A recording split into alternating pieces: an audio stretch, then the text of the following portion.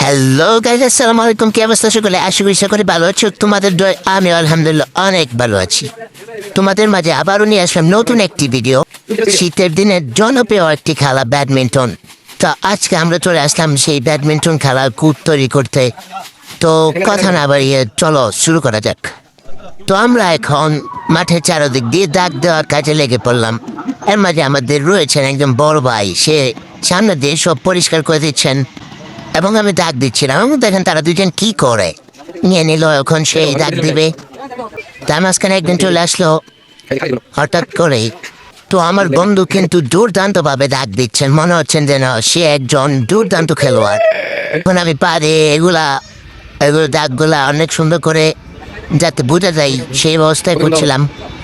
লাল T shirt পরা যে লোকটি দেখতে পাচ্ছেন, সে এখন আমাকে মারার জন্য প্রস্তুতি নিচ্ছে। সাথে সাথে মেরে চলে গেলেন। আবার চলে আসলাম, এখানে কিছু মাটি ছিল সেগুলো পরিষ্কার করলাম এবং আমাদের সুতা নিয়ে রেডি হয়ে গেলাম দ্বিতীয় দাগ দেওয়ার জন্য। তো আমাদের দ্বিতীয় দাগ দেওয়া কাজ শুরু এবং আমাদের সাথে আছেন আমাদের রাব্বি ভাই এবং ইমন ও আমাদের বড় সুদ্দীপ কাকা। তো দ্বিতীয় দাগ দেওয়ার সময় প্রথম দাগ আমি দিলাম এবং দ্বিতীয় দাগ আমার বন্ধু দিচ্ছেন। দেখেন আমি পা দিয়ে কত সুন্দর করে দাগগুলা সুন্দর দেখানোর জন্য করতেছিলাম।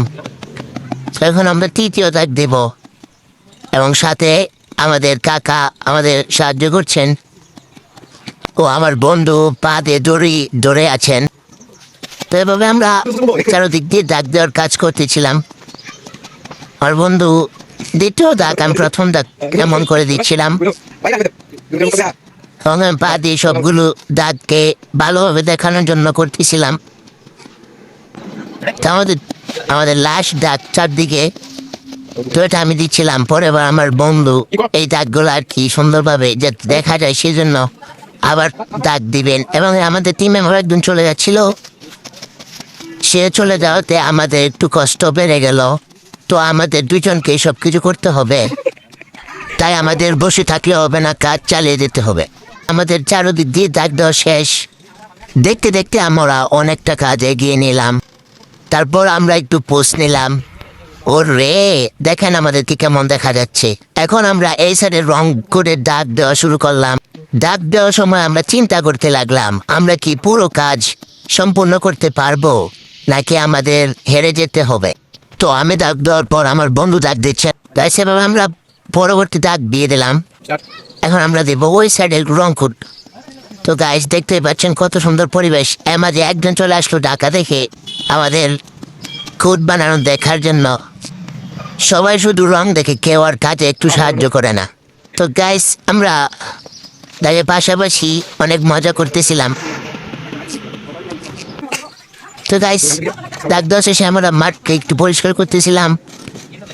পরিষ্কার শেষে আমরা চলে যাব বাঁশ কাটার জন্য, সেজন্য আমরা চলে আসলাম জঙ্গলে এবং আমরা একটি বাঁশ বেছে নিলাম। আমাদের দরকার 4টি লম্বা লম্বা বাঁশের খুঁটি। বাঁশটি কাটার জন্য আগে আমরা জায়গাগুলোকে পরিষ্কার করে নিতেছিলাম যাতে বাঁশ কাটতে সহজ হয়। তখন আমি বাঁশ কাটতেছিলাম।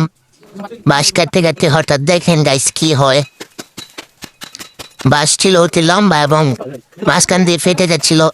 তখন আমরা খুবই বিভ্রান্ত হয়েছিলাম যে কি না কি হয়। তো গাছ অবশেষে বাঁশটি ফেটে গেল 5-6 ফুট পর্যন্ত।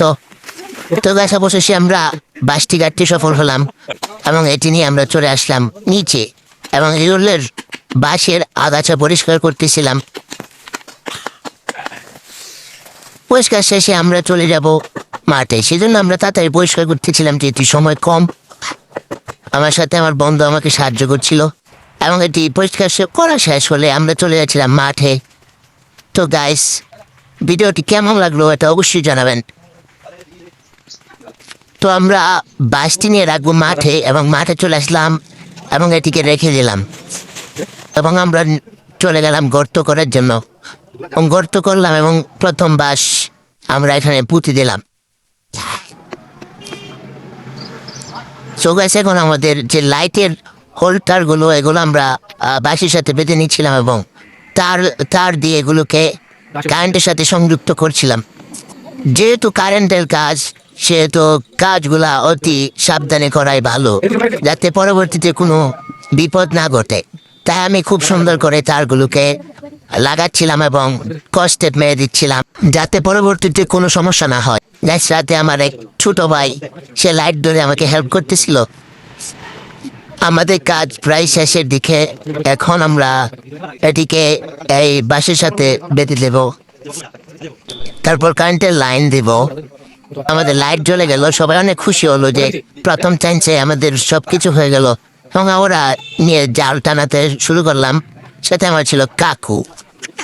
তো আমাদের সবকিছু কমপ্লিট। এখন দেখেন আমাদের মাঠের ফাইনাল লুক। कभी तुझ में उतरूं जो सांसों से गुजरूं तो आए दिल को राहत। मैं हूँ बेठिकाना पाना मुझे। তো ফাইনালি গাইস আমরা খেলা শুরু করে দিলাম। ওই সাইড দিয়ে আমার বন্ধু আর এই সাইড দিয়ে আমি খেলতেছিলাম, ভালোই লাগতেছিল। তো গাইস আপনাদের কাছে ভিডিওটি কেমন লাগলো অবশ্যই অবশ্যই জানাবেন। পুরো ভিডিও দেখার জন্য ধন্যবাদ সকলকে। আসসালামু আলাইকুম।